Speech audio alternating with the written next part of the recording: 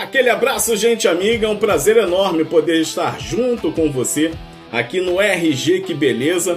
Eu vou trazer agora a análise de Brasil 3, Haiti 0 pela segunda rodada Grupo C da Copa do Mundo de 2026. Desde já, peço para você deixar o seu like, o seu comentário e, claro, se inscreva em nosso canal para a gente poder seguir crescendo. Esse é o meu breve pedido, humilde pedido para você, para que a gente continue lado a lado, batendo um papo sobre o futebol.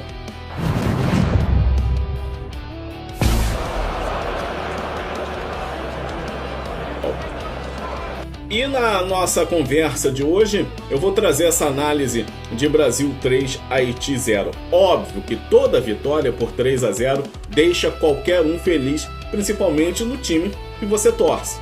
Mas essa vitória, ela deixa um pouco algumas lições que a gente precisa aprender quando se trata de Copa do Mundo.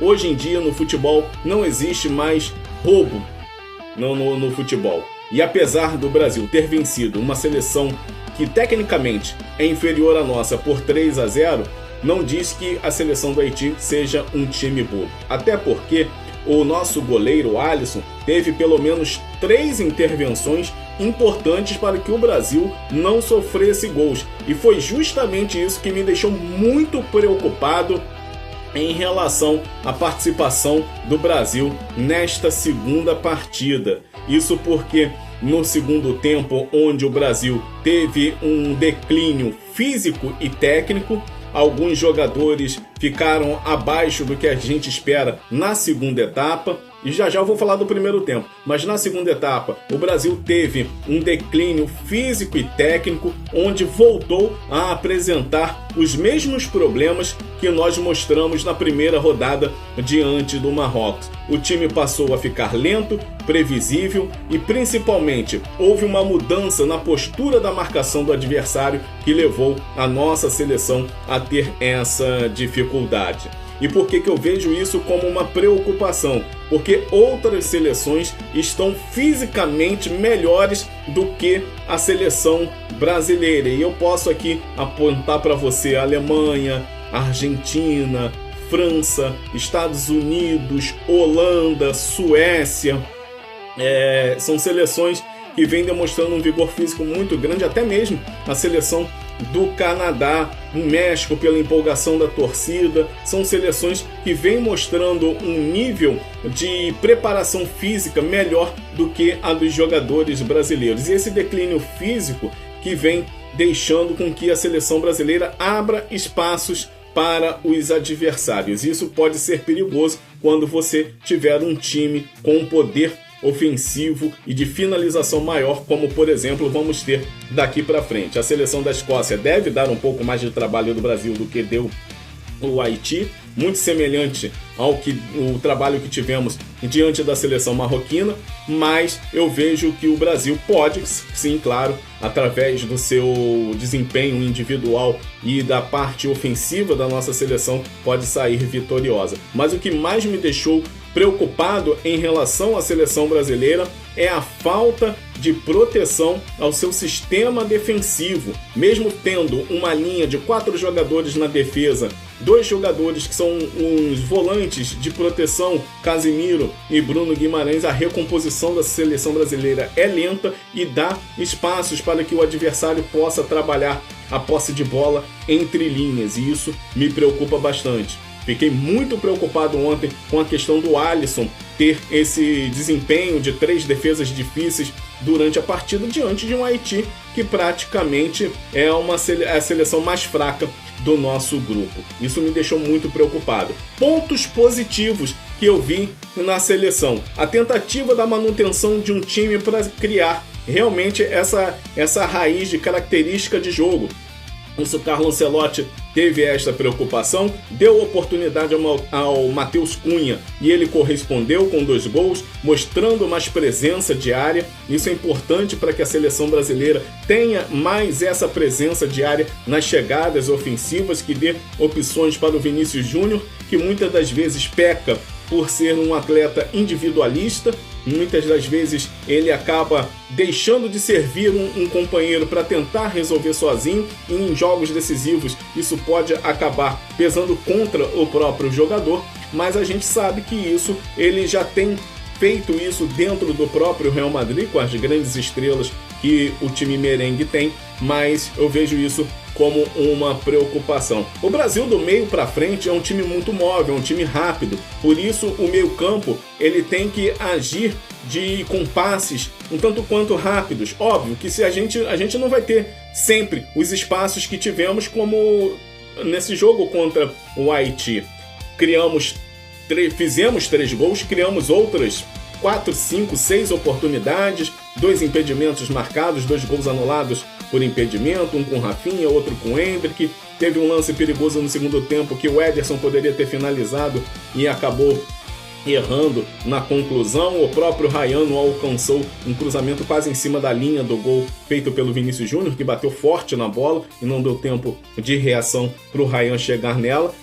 Contra outras seleções nós não vamos ter esse tipo de espaço. Então a seleção brasileira tem que ter na cabeça que ela tem que ser sempre decisiva. Quando tiver as oportunidades é para converter em gols, ou pelo menos dar uma sensação de que você está pressionando o adversário, como por exemplo foi aquela finalização do Martinelli que pegou no travessão, seria um golaço, mas infelizmente a bola não entrou e a jogada também tinha sido anulada. Então algumas precipitações, alguns movimentos têm que ser acertados ali pelo Ancelotti. Por falar em Ancelotti, eu vejo a imprensa brasileira criticando muito o treinador italiano, pelo comportamento ranzinza. Gente, vocês não acompanham o futebol, né? Porque o Ancelotti sempre foi assim em todos os clubes por onde passou. Ele dá sempre respostas curtas, ele não é de abrir o jogo com a imprensa, principalmente aqui no Brasil, onde ele ainda tem a dificuldade do pronunciamento, de falar em português. Ele se preocupa sempre em se comunicar em português, mas por onde ele passou, Milan, Bayern de Munique, Real Madrid principalmente, ele sempre teve essa questão de dificuldade no trato com a imprensa, porque ele não é de abrir o jogo, de falar espontaneamente, e isso o torcedor brasileiro tem que acostumar, e principalmente a imprensa brasileira. Faço aqui uma crítica à nossa imprensa, aos nossos colegas, e eu me incluo nessa também, porque sou jornalista, trabalho com futebol há mais de 20 anos. Nossas perguntas são ruins. O trabalho das nossas perguntas são ruins. Quando o Brasil empatou contra a seleção do Marrocos, houve uma pergunta ali de uma repórter dizendo: Ancelotti, você demorou a mexer? O Ancelotti deu uma resposta que pareceu, ele foi na canela da repórter, mas não. Ele deu a resposta certa. Eu não demorei a mexer, eu mexi no intervalo, eu fiz 2 alterações no intervalo, uma com 15 minutos do segundo tempo. Isso é demorar para mexer?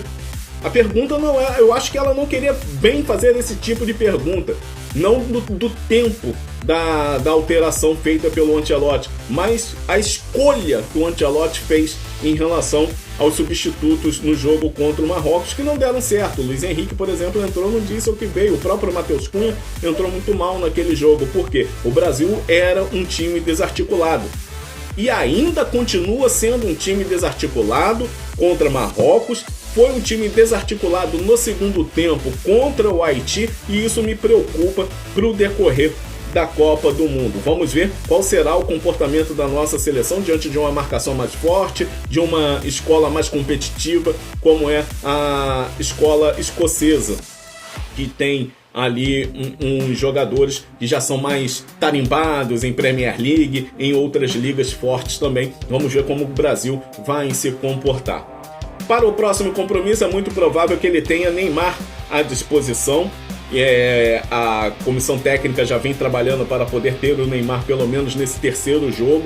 Era o que estava previsto desde quando o atleta foi convocado, e agora vamos ver se o Neymar vai ter realmente condições de jogo contra a Escócia. Vamos ter a baixa de Rafinha, que na minha opinião, Rafinha não jogou a Copa do Mundo 2026, porque ele foi muito mal contra a equipe do Marrocos e vinha mal também no jogo contra o Haiti. Rodrigo, ele criou oportunidades, ele perdeu um gol feito. Copa do Mundo, perder gol feito, às vezes o jogador fica marcado. eu não gostei das atuações do Rafinha, tanto no primeiro quanto no segundo jogo. Óbvio que desde já a gente deseja uma plena recuperação para o jogador. Não é fácil para um atleta, para um profissional ficar fora daquilo que você mais quer fazer, que é desempenhar a sua função, e principalmente no momento de Copa do Mundo para um jogador profissional. Eu acredito que deve estar sendo uma barra realmente para o Rafinha. Então, de coração, eu desejo a ele uma plena recuperação e que ele possa voltar 100% e desempenhando muito bem a sua atividade, porque é isso que todo profissional merece ter. Mas, na minha opinião, o Rafinha não foi bem, nem no jogo contra o Marrocos, como também não foi bem no jogo contra a seleção do Haiti.